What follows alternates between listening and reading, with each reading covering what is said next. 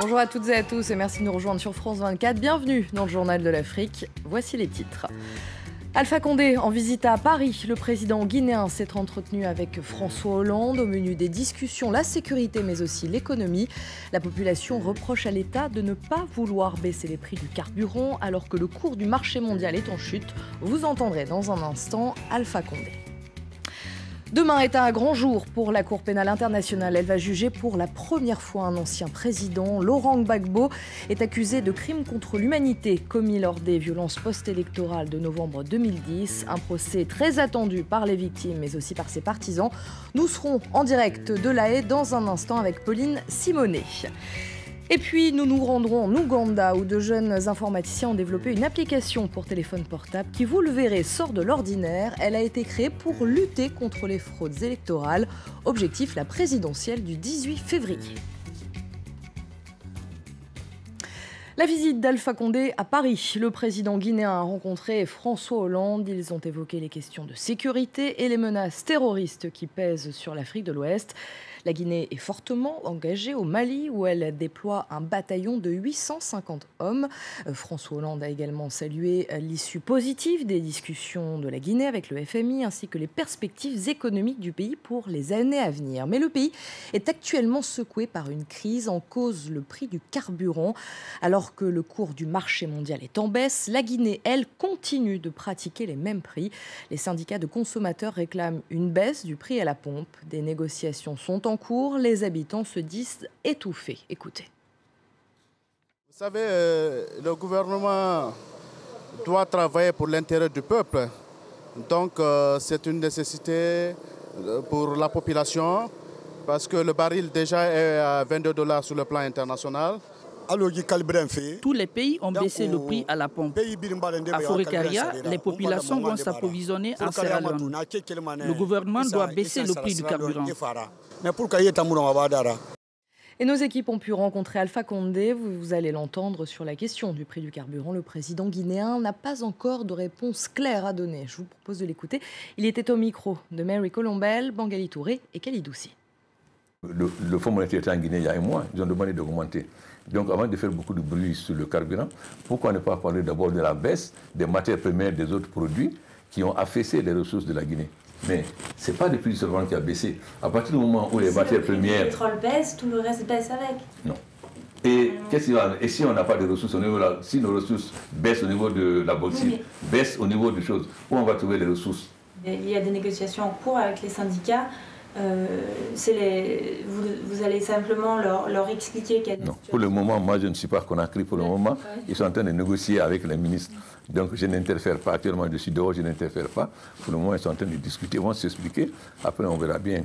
Comme chacun, les syndicats comme nous, ce qui nous intéresse, c'est améliorer les conditions de vie des travailleurs.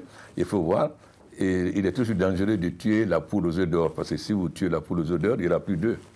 Avec les différentes attaques dans la sous-région, est-ce que vous sentez que votre pays est aussi menacé? Nous avons décidé au niveau de la CEDEAO qu'il faut mettre ensemble nos éléments d'information et nos forces. Parce que si on échange et qu'on a des contrôles entre les frontières, qu'on échange des informations, qu'on mette nos forces ensemble, on peut enrayer. Sinon, aucun pays aujourd'hui n'est à l'abri. Dernièrement, il y a des terroristes qui avaient fui de la prison en Mauritanie, qui se retrouvent en Guinée-Bissau. Arrivé sur le territoire guinéen, nous en avons pu les neutraliser. L'OMS a déclaré la fin de l'épidémie d'Ebola en Afrique de l'Ouest. Donc cette épidémie a peut-être montré au départ la faiblesse des structures sanitaires. Est-ce que vous avez pris des mesures ou des mesures ont été mises en place depuis pour améliorer ces infrastructures? D'abord, nous avons doublé le budget du ministère de la Santé. Avec la collaboration des partenaires, nous avons construit dans les sous-préfectures ce qu'on appelle des centres de santé améliorés pour permettre aux gens, aux sous-préfectures d'être soignés. Ça comprend un médecin, ça comprend les soins pour les maladies traditionnelles, paludisme, choléra, etc., puisqu'il y a un centre d'isolement, et aussi les accouchements. Ensuite, nous avons commencé à construire les hôpitaux avec l'accompagnement de partenaires, puisque nous sommes tous d'accord que notre système de santé est très faible. Aussi avec la France, on va commencer la construction de l'Institut Pasteur, et avec les États-Unis, on va avoir une succursale de CDC en Guinée, parce que le plus important, c'est comment détecter les virus à temps.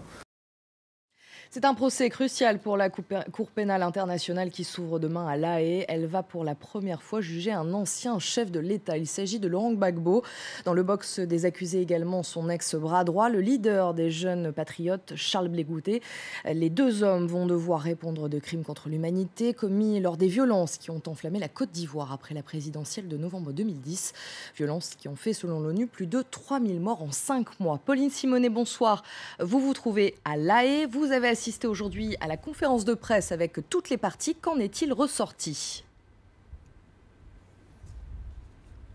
Eh bien, c'était l'occasion pour toutes les parties de réaffirmer leur position. Et tout d'abord, la procureure a pris la parole, Fatou Bensouda, l'accusation donc, qui a tenu à affirmer que son dossier était solide et qu'elle allait présenter plus de 5000 preuves devant la Cour.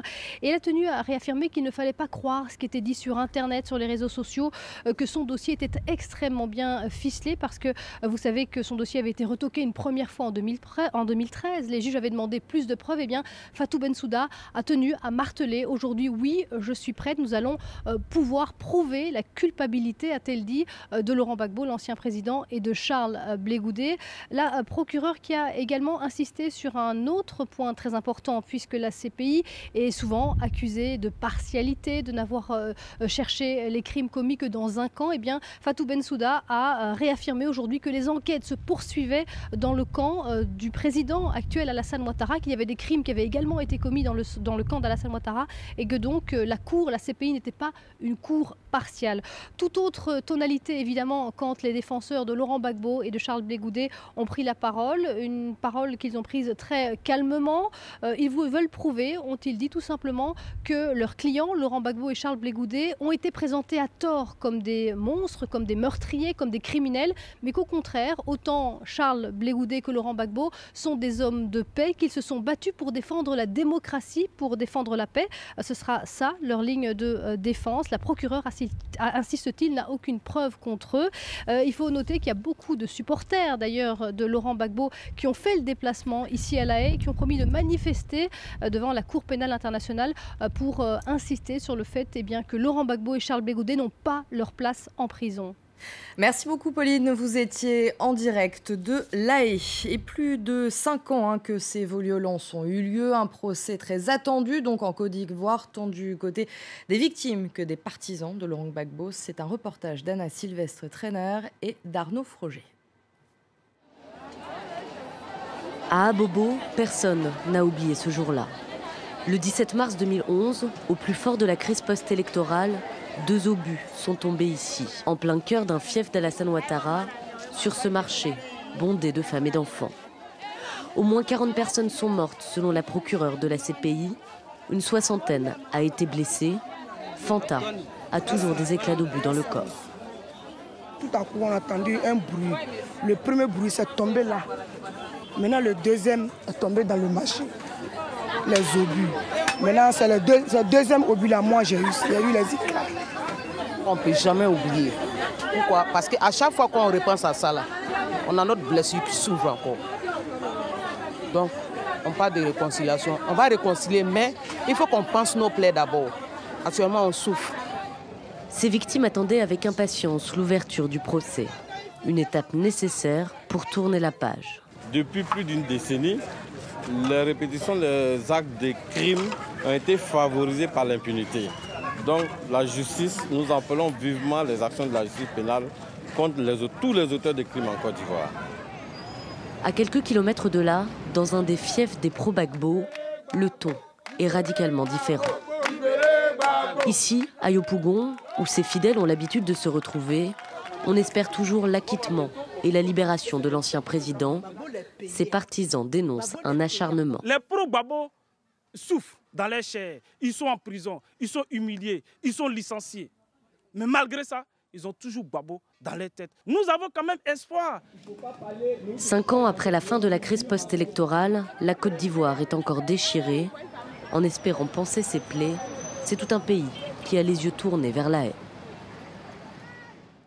Direction l'Ouganda, à présent, le 18 février aura lieu l'élection présidentielle. Afin d'éviter les fraudes, de jeunes informaticiens au chômage ont créé une application pour téléphone portable. Chacun pourra ainsi, en temps réel, photos et vidéos à l'appui, informer les électeurs de ce qui se passe dans les bureaux de vote. Salima Belhadj et Kalidoussi. Dans ce centre de fortune aménagé au cœur de Kampala, ces jeunes informaticiens travaillent sur leur nouveau projet Election Monitoring Mobile, une application pour le contrôle des élections.